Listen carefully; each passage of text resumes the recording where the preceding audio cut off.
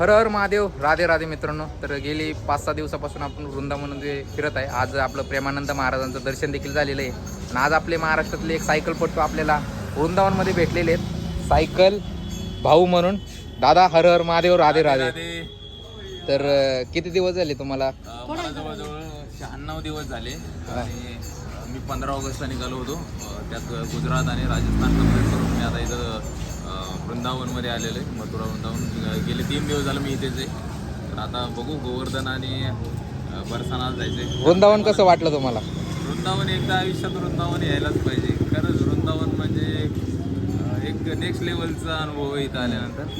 आणि आणखी 2-4 दिवस राहायचा म्हणजे मन करते की राहावं आणि 2-3 दिवस पण बघूया. तर पुढे जायला नाही तर थांबून पण गेलं. आणखी काय तसं डिसाईड नाही. तर दादांना भेटून खरंच भारी वाटलेलं आहे. दादांचं इंस्टाग्राम युट्यूब चॅनल सायकल बाबा, आपण एम एच सायकल बाबा. तर 2 सायकलपटूंची या ठिकाणी भेट झालेली आहे. हर हर महादेव, राधे राधे. भावाला पण लाईक फॉलो करा आणि महाराष्ट्रवासियों सपोर्ट करा. सपोर्ट करा. सपोर्ट करा.